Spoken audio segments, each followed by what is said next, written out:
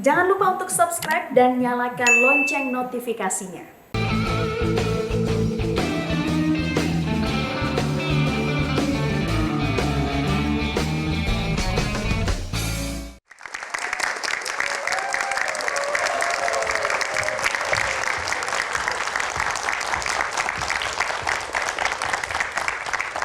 Ya, terima kasih.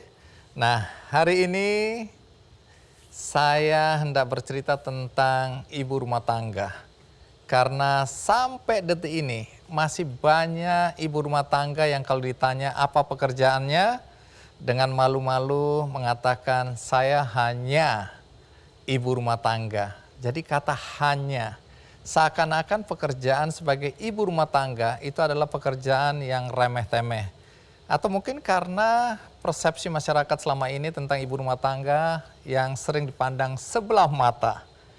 Tapi kita harus jujur, tidak semua perempuan sanggup menjadi ibu rumah tangga secara penuh. Karena pekerjaan itu juga bukan pekerjaan yang mudah. Tapi hari ini saya mengundang 3 ibu rumah tangga plus. Apa artinya? Jadi mereka sudah menyelesaikan pekerjaan rumah tangga mereka, tetapi mereka masih mencari waktu luang untuk melakukan aktivitas yang positif, yang produktif, untuk membantu masyarakat di sekitarnya. Jadi kegiatannya bermanfaat. Nah, ini adalah cerita yang menarik dari perspektif seorang ibu rumah tangga. Tapi sebelum saya undang tamu kita yang pertama, mari kita simak tayangan berikut ini. Dilempar sendal, digonggong anjing. Jadi tuh orang misalnya kita datengin, iya bu bentar keluar, taunya anjingnya yang dikeluarin. Nah saya digonggong, diubar kayak gitu. Terus ditimpuk sendal, misalnya kata dia gini, awas lu ya ke rumah gue lagi lu ya gitu. Bu Rita, gue gak mau lu sama lo gitu, misalnya kayak gitu. Walaupun kita sebagai ibu rumah tangga sibuk untuk mengurus keluarga, tapi tetap kita bisa memberdayakan diri kita sendiri dan berkarya dan bermanfaat untuk orang lain. Yang awal berat, waktu saya 2016 masih sendiri, nggak banyak pihak yang bantu, itu pasti komplain warga. Dari berisiknya mereka, tingkah lakunya mereka, kata-katanya mereka. Ya, itu sedikit cuplikan mengenai tamu kita di episode kali ini. Nah, tamu yang pertama mari kita sambut Ibu Margareta Sofiana.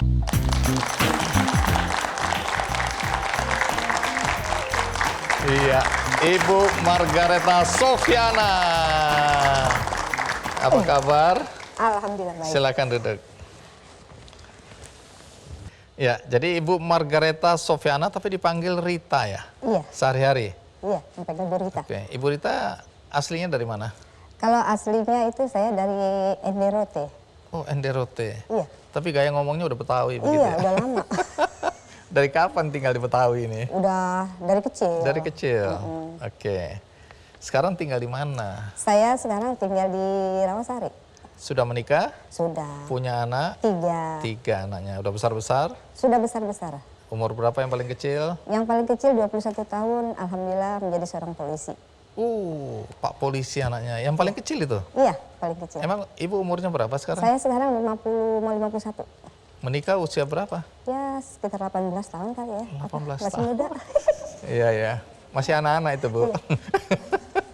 Masih anak-anak. Iya. Baik. Nah, kalau pendidikan terakhir apa? SMP. SMP. Iya. Suami pekerjaannya apa? Suami serabutan, kadang kerja, dagang gitu. Oke, kalau Ibu? Saya ibu rumah tangga. Ibu rumah tangga aja? Iya. Nggak ada kerjaan formal gitu? Oh nggak ada. Baik. Nah, tapi saya dengar di antara pekerjaan sebagai ibu rumah tangga, Bu Rita ini kan punya kegiatan ini. Kegiatan apa aja itu? Saya kebetulan menjadi kader kesehatan di wilayah. Oke, untuk kesehatan apa ini? Semua, jadi saya itu kebetulan kader palliative cancer, kader TBC, kader jiwa, kader IFATES, dan kader HIV/AIDS. Wish, agak berat ini ya. Iya. Karena berisiko ya. Kalau kita Berisiko bicara semua. TBC kan orang langsung kaget gitu Iya. ya. Paling enggak ini kan menular ya. Iya. HIV/AIDS misalnya ini juga ya. Iya. Ya, dan ini paliatif lah ya, juga cancer ya. Baik, nanti ceritakan karena tidak semua ibu rumah tangga berani melakukan pekerjaan sosial seperti itu ya. Pilih-pilih yang enak-enak aja, yang wangi-wangi. Tapi ini bukan persoalan kecil ini ya, menolong orang-orang di bidang kesehatan apalagi berisiko tertular. Nah, tapi sebelum kita lanjutkan, ada baiknya kita simak dulu tayangan berikut ini.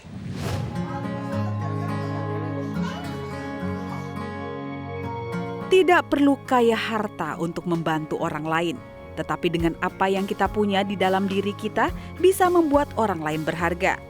Sebuah kutipan dari sosok perempuan bernama Margareta Sofiana. Perempuan yang akrab disapa Rita ini merupakan ibu rumah tangga. Namun, Margareta Sofian bukan ibu rumah tangga biasa.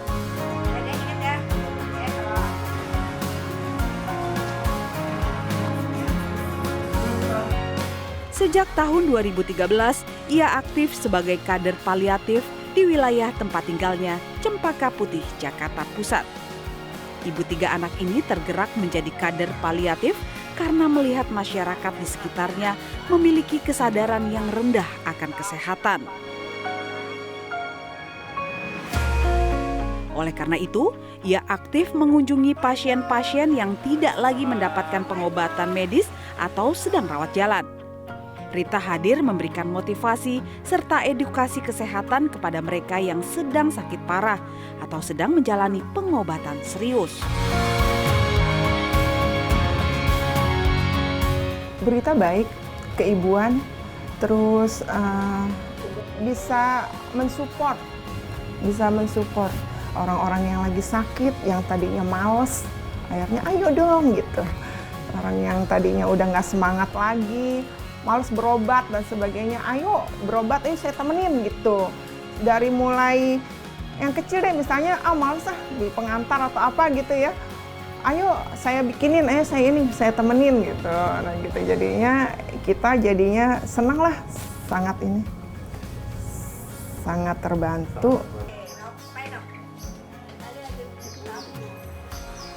Tidak hanya dari rumah ke rumah, ia juga rela terjun ke area lokalisasi dan diskotik demi memberikan edukasi kesehatan. Kegiatannya ini tak selalu mulus. Ia kerap mengalami kekerasan verbal dan fisik. Namun hal itu tidak menyurutkan niatnya. Rita membuktikan, meskipun sebagai ibu rumah tangga, dirinya masih bisa menolong orang di sekitarnya.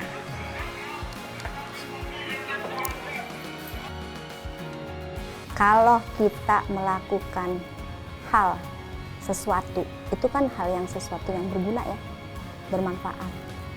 Kita ini bisa menjadi manusia yang lebih baik, ya kan? Nah, dengan cara apa? Ya udah, baik itu bukan hanya untuk diri sendiri. Ya. Jangan lihat fisiknya, jangan lihat kita keadaannya. Saya sih bukan orang kaya, tapi saya punya prinsip gitu.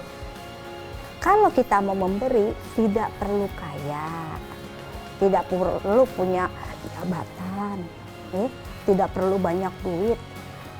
Memberi bisa dengan apa? Senyuman, bantuan. Bantuannya apa? Ya udah, kita punyanya apa? Tenaga. Ya udah, tenaga. Dia seneng, apalagi saya. Intinya kayak gitu aja. Jadi yang lempeng-lempeng aja dah hidup mah ya.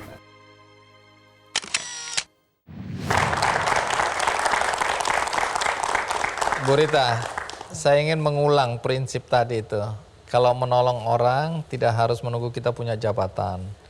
Kalau mau menolong orang kita tidak harus menunggu sampai kita kaya. Ya. Dari mana dorongan untuk mulai melakukan kegiatan-kegiatan yang tadi? Ya. Awal mulanya itu gini, dari pengalaman pribadi ya. Jadi saya tuh punya adik ipar itu sakit. Bertahun-tahun kok nggak sembuh-sembuh. Awalnya tuh saya melihat dari situ kok nggak sembuh-sembuh, terus nggak ada yang bergerak, nggak ada yang mau bawa ke rumah sakit cuma gitu-gitu aja sampai dia punya tulang belakang tuh bolong, sampai udah keluar macam-macam lah ya, gitu, kotoran luka gitu ya, luka gitu busuk ya. lah. akhirnya saya niat ini harus diobatin. Jadi awalnya dari situ, jadi kayak panggilan hati gitu loh istilahnya. Pokoknya harus sehat, harus sembuh, bagaimana caranya. Akhirnya saya bawa ke rumah sakit ya, kalau salah satu rumah sakit di Jakarta. Saya obati sampai setahun, sampai sembuh, sampai sekarang sehat. Awalnya sih dari situ ya. Jadi baru merasakan kalau kita mau menolong orang dan orang itu bisa sembuh, ada kebahagiaan yang Oh iya, dirasakan. iya. Kebahagiaan itu kan ya yang seperti saya bilang, nggak perlu bahagia itu banyak uang, nggak perlu itu bahagia itu punya. Istilahnya ada yang macam menolong orang dengan sampai orang itu sembuh pun itu udah, aduh, suatu yang Bahagia gimana ya buat sekali saya. ya. Iya. Terus kemudian jadi terus menerus gitu loh. Iya, jadi gini, awal kalau dari situ terus ada lagi. Jadi nggak satu itu. Terus ada lagi misalnya ini salah satu contoh kayak ada anak malam. Ya, maaf. Anak malam itu yang pekerjaan Anak di putih, dunia malam. Iya, anak-anak klub malam gitu. Nah awalnya tuh dia hamil, ya kan? Hamil, nggak ada bapaknya kan? Nah terus dia bilang, minta tolong tuh sama Bu Rita gitu. Kayaknya dia bisa deh dampingin kamu nih gitu kan. Ya udah, akhirnya minta tolong sama saya. Jadi Dampingin untuk melahirkan. melahirkan. Oke, karena nggak punya bapak ini ya. Nggak ada bapaknya. Terus kakak KTP-nya itu kan daerah ya. Dia kan namanya pendatang kan, anak malam itu kan pendatang. Nah terus udah gitu ya udah saya bawa ke rumah sakit melahirkan sampai anaknya itu nggak bisa diambil karena kan kembar. Anak kembar nggak bisa diambil kenapa? Yang satunya ada penyakit katanya di rumah sakit Jakarta terbesar ya. Satu dibawa pulang, satu enggak. Nah yang satu ini harus bayar 15 juta. Terus? Nah Nggak ada duit? nggak ada uang. Nah terus akhirnya saya ini bukannya saya menolong tuh hanya untuk apa ya, untuk biar dilihat orang tuh hebat atau apa, enggak. Saya tuh mikir kasihan, dia kan orang merantau, walaupun katanya maaf ya dia anak malam, tapi kan dia juga manusia, harus kita tolong. Saya pikirannya gitu aja. Jadi ya udah, saya tolong gimana caranya, saya ke rumah sakit itu sama dia ngambil anaknya. Habis saya minta bantuan sama RT, sama RW, nggak ada yang nolong. Maksudnya minta sumbangan gitu buat Terus bantuin. akhirnya bagaimana anak yang satu ini? Jadi saya ke rumah sakit itu. Iya. Berdua sama si ibu itu datang ke rumah sakit, bahwa di rumah sakit itu saya bilang bla bla bla, kasih tahu ini orang maaf, anak malam nggak punya uang gini gitu, itu ya orang tidak mampu. Rumah sakit bilang siapa jaminannya? Saya. Jaminannya ibu, kalau nanti misalnya ibu nggak bisa bayar, ini harus bayar Bu 15 juta. Ya udah jaminannya saya aja, ini KTP saya gituin. Terus tetap Bu nggak bisa. Saya tungguin itu dari jam 8 atau jam 7 ya pagi, saya sampai jam 10 malam itu anak baru dilepasin, baru dikasihin ke kita. Akhirnya berhasil? Berhasil. Artinya tetap punya utang? Punya utang. Dan jaminannya Bu Rita? Saya. Nah terus, Bu ini katanya sih kalau rumah sakit itu suka boleh dicicil katanya nih. Terus saya bilang, bisa nggak lu nyicil? Saya masih, gimana Bu? Nah saya nggak bisa dipercaya lah orang itu. Udah deh jaminannya saya aja deh. Tapi Ibu nanti nggak boleh nolong orang lagi ya, kalau kayak begini ya gitu. Intinya kayak gitu, iya gitu. Sampai sejauh itu ya, jadi bantuannya bukan cuma nganterin, tapi bahkan menjamin ya. Ini kan ada biaya, tidak sanggup, dan Bu Rita mau menjamin. Itu kan terlalu jauh sebenarnya kalau dilihat-lihat ya. Kalau dipikir-pikir lah, kok mau-maunya gitu loh. Nah, di satu sisi kan Bu Rita tadi bilang bahwa pendidikannya cuma, maaf ya, cuma sampai SMP. Iya. Tapi kemudian kok bisa punya keahlian untuk merawat pasien-pasien TBC, kanker ya, dan penyakit-penyakit lainnya? Itu saya dipilih menjadi kader. Jadi gini, di DKI itu ada pelatihan khusus kader paliatif kanker. Nah saya diajak.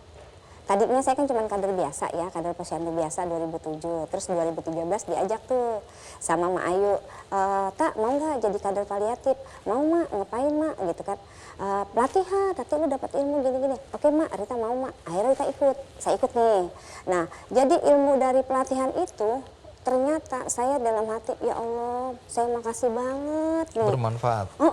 Terus saya bilang, itu Masya Allah, saya bilang ilmunya itu banyak, udah gitu diajarin praktek juga. Jadi nggak sekali dikasih pelatihannya, berulang-ulang setahun tuh waktu itu nggak salah 2 kali atau 3 kali gitu. Jadi intinya walaupun lulusan sekolah formal SMP, Tapi pengetahuan Ibu tentang penyakit itu Insya Allah. banyak sekali ya, Insya karena ada Allah. banyak sekali pelatihan ya Iya. yang pernah diikuti ya. Iya. Maaf ya Bu, ini kan TBC ya. Iya. Ketakutan orang itu kalau TBC kan menular tadi. Iya. Nah, saya dengar-dengar Bu Rita bahkan harus menampung dahak dari seluruh keluarga ya. Iya. Untuk diperiksa Iya. secara berkala ke puskesmas. Iya.